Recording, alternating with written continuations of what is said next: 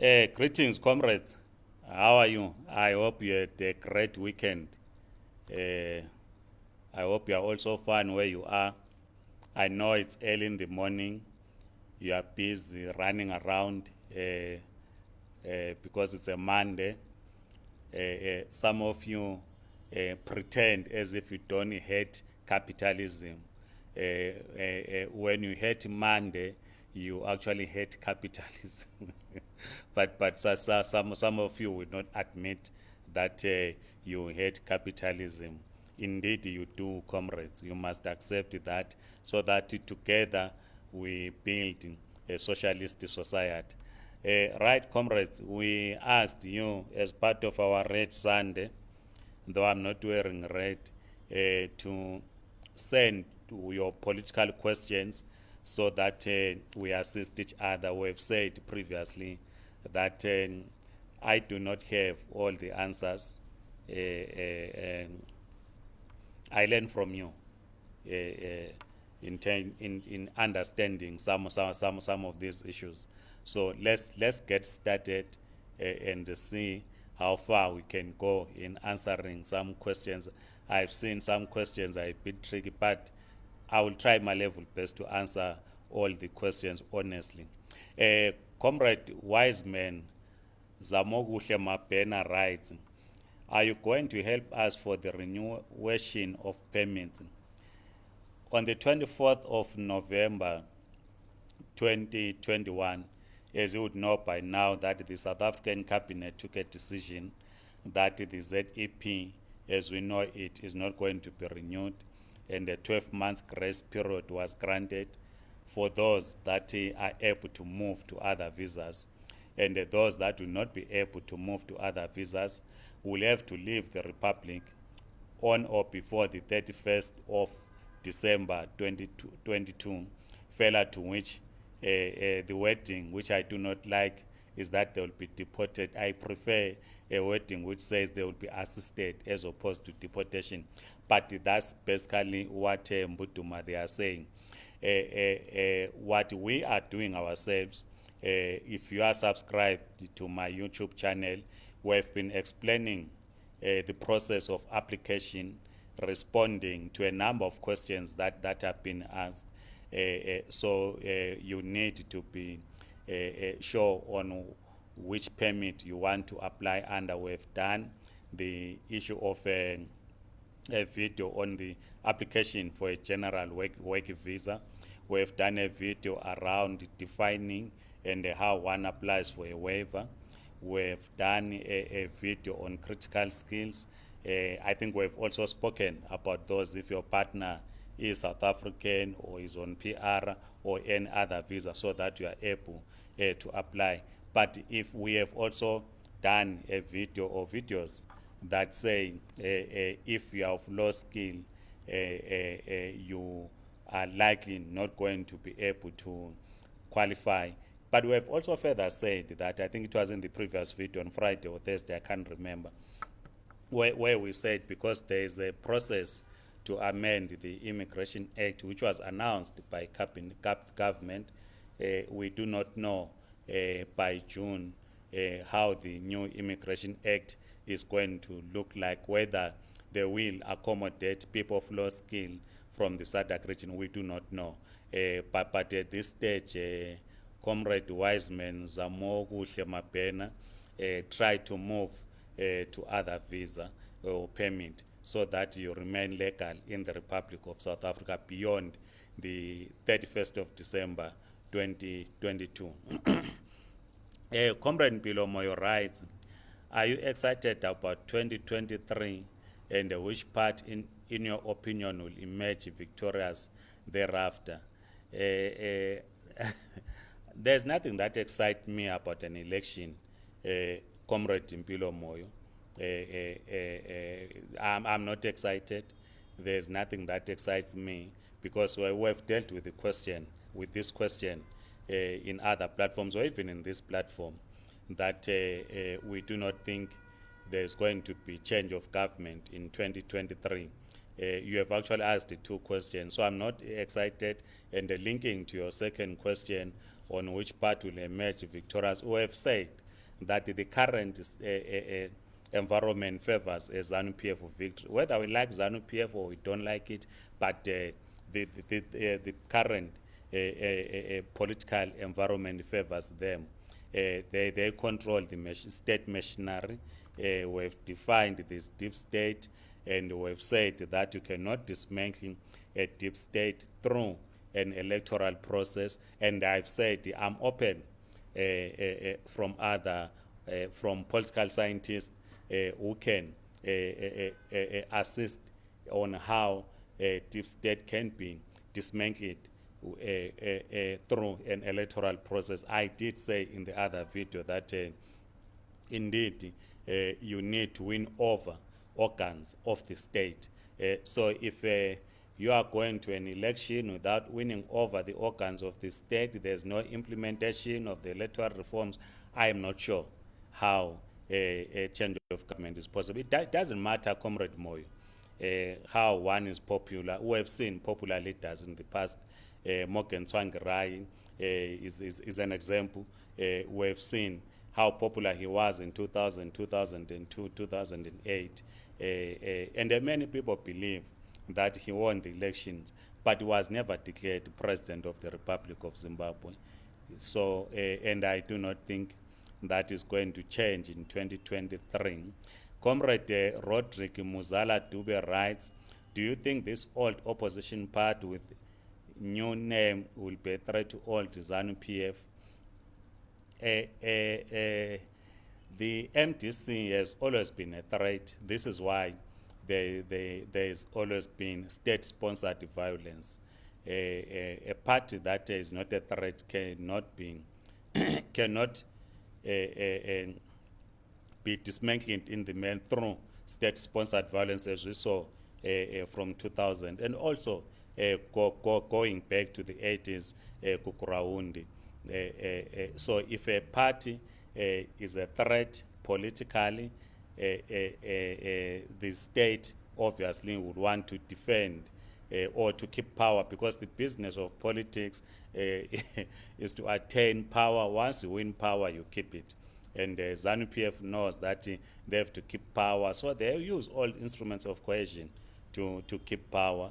So if indeed it threatens excuse me, the political base of ZANU-PF, they will indeed employ dirty tactics against it. Comrade Busan, Ali Busan writes, yeah, this is a question. Comrade Ali Busan writes, what does Chamisa Chete stand for? Honestly, I do not know whether the party, whether citizens, coalition, what actually stands for. I want to be truthful. I wish I would know. When we did the critic based on their 2018 manifesto, we said it is a neoliberal outfit, and we still stand by what we said in 2018, that they are a neoliberal outfit. So I do not know whether they've changed. We'll see what they are going to say when they go to the 2023 elections, when they finally come up with their manifesto. But based on their 2018 manifesto, they are a neoliberal outfit. And of course, we see the development of cult politics in this outfit. When you say Chamisa Chete Chete as a slogan. Of course, I saw Alex Makaisa over the weekend trying to justify why this party, that is cult politics. And some of us, we do not associate with cult politics. Comrade Mbonisi Mhule writes, what is the organization called, the Zimbabwe community in South Africa? Who do they represent? That's if and how. We are a community. That is the starting point. We are a community of Zimbabwean origin, and the best in South Africa, hence the name Zimbabwe Community in South Africa. Because why Zimbabwean community in South Africa, there is a Chinese community in South Africa, there's an Indian community in South Africa, and so forth and so forth. And we happen to be a Zimbabwean community in South Africa, and we represent every Zimbabwean who's based in South Africa. This is why we do not exclude anyone. Then Comrade Gweja, Kwere, I would assume that Comrade Gweja, this is a pseudonym. I tried to check your profile photos and I was only seeing Kinyimbi. So I'm basically speaking to a faceless individual on Facebook. That's my take. But if I'm wrong, Comrade Gweja, Kwere, because I'm not sure if there's a surname Kwere. I'm not sure, but if it is there, it's my first time to know about about such a surname. But let me then leave that aside and deal with the question. But of course, it's important to me that I do not deal with the faceless individuals. I deal with persons that are as open as I am. I am known, my name is there, my photos are there. I don't use other people's photos, but that's for you, Comrade Gweja Kwere. But let's get to your question. You are saying, why can't we focus on building our country, directing all our energies to staying in South Africa and claiming to be victims? Who is going to fix our country if we continue crying to ANC and South Africa about getting documented in South Africa, when Zimbabwean children born in SA doesn't even have Zimbabwean birth certificate and ID, using fake asylum papers to start and work in South Africa, when they can simply go home and get papers? Comrade Gweja, firstly, all of us were committed in building the country, but because we are victims of imperialist forces who handed political power to ZANU in 1980, and the stooges of the imperialist forces went on to commit a genocide against its citizens. And how on earth do you think people will then just stay put and contribute in the development of the country when the very government that is in charge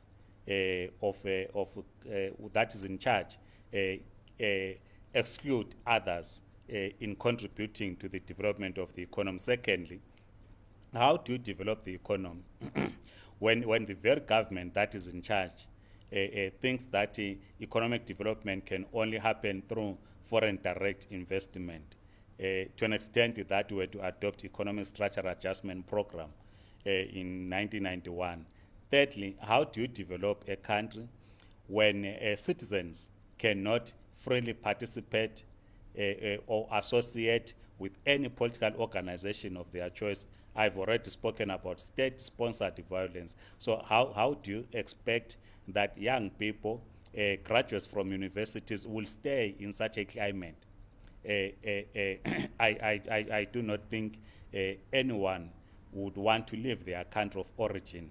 But how can this happen when the government uses state apparatus to cow those that do not agree with it? It is not possible.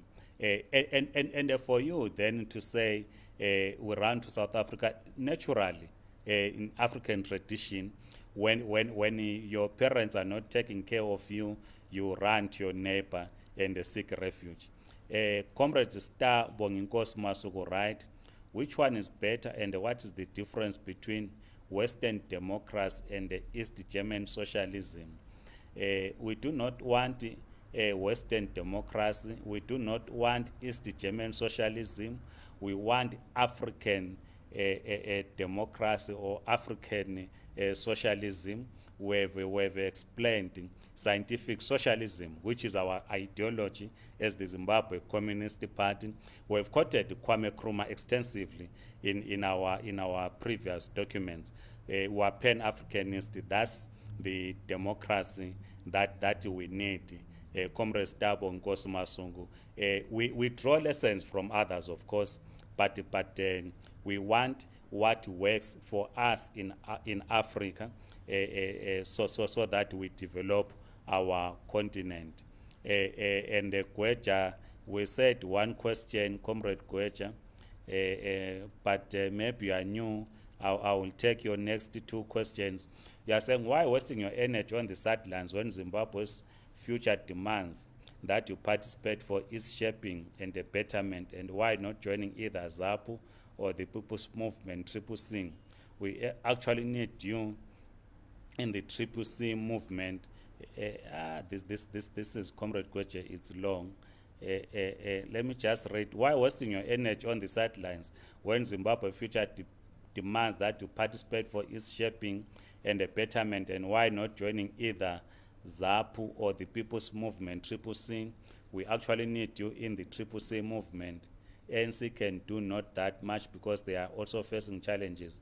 Let's work for our country, Zimbabwe, running away from it. Comrade Gweche,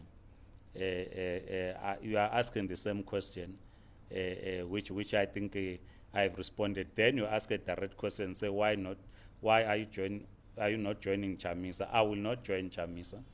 I don't join individuals. Che Guevara says there is no liberator. Liberators do not exist. The people shall liberate themselves. So I'm not joining individuals. I belong to an institution.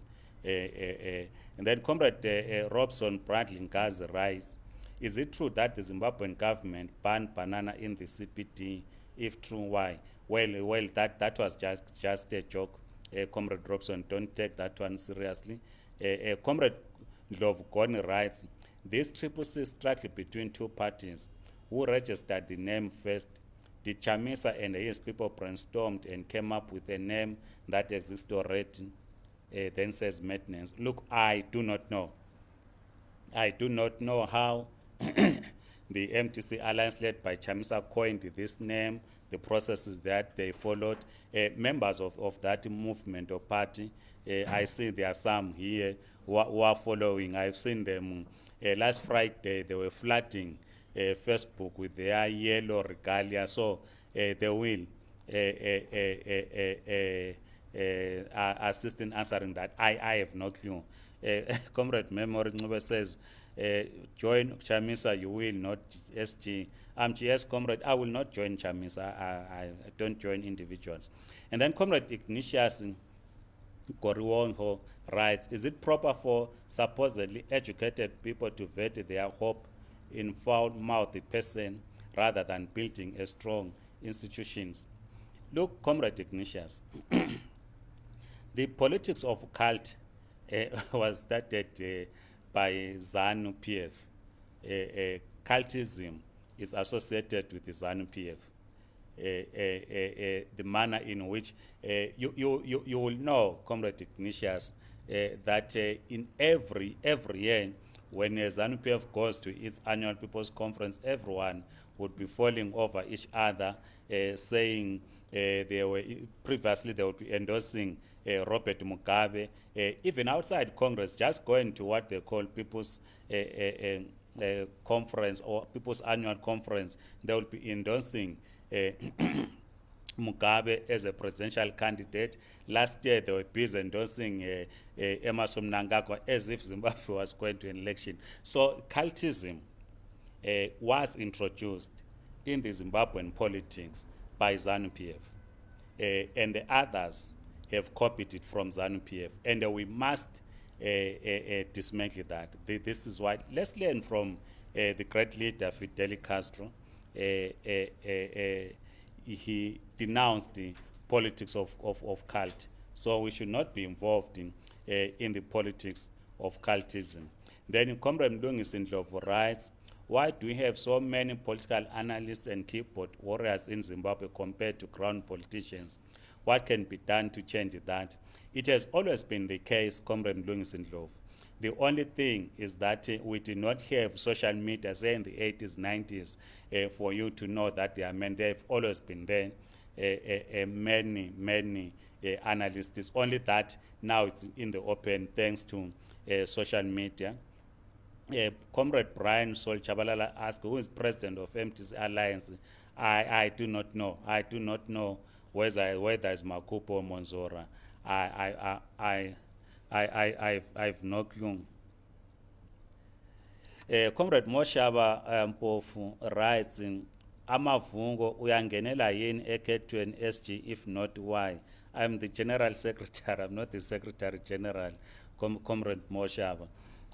We have not taken a decision if we will participate in the 2023 elections. The first Congress of the Zimbabwe Communist Party resolved that consultations should be done with our class alliance to take a decision whether we will contest or not.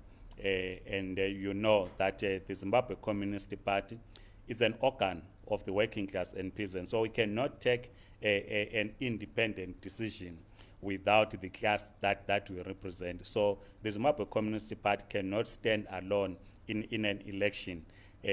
Of course, we'll continue to explain this point. So it has to be understood, Comrade Moshaba, that we are an organ of the working class and the peasants. So there is need for consultation with the representatives of the working class and the peasants on the question of contesting state power through an election. The Zimbabwe Communist Party is established to contest for state power. An election is one of the routes of contesting state power. So when we do not contest an election, it does not necessarily mean we are not contesting for state power. We are in the early stages of the formation of the Zimbabwe Communist Party, so we need to build a strong foundation for the Zimbabwe Communist Party. We are busy developing cadres at this stage. Comrade Willard Kanye says, awuphenduli mdala kudala ngikuhlaba ngombuzo uzoncintisa na kukhetho luzayo. Comrade Willard, I've already answered your question, and I'm here answering. The last question comes from Kakisa. Comrade George M. Kwanan says, are you joining? I've answered this question, Comrade Kakisa. I'm not joining Triple C. I do not know what they stand for. I do not know their ideological orientation, other than the analysis that we did in 2018 based on their manifesto that they are a neoliberal outfit. We saw Chamisa visiting Israel. We are opposed to apartheid Israel. I know I've got many friends on Facebook who are Christians who think that the modern state of Israel is the biblical Israel. So when some of us we oppose apartheid Israel, calling them terrorists, they think that we are now sinners. We do not walk according to what the Bible says. What is their view and is their understanding. But the modern state of Israel is not the biblical Israel. We have explained this in one of our theoretical journal, The Vanguard. Otherwise, comrades, thank you so much. Have a great Monday. Goodbye.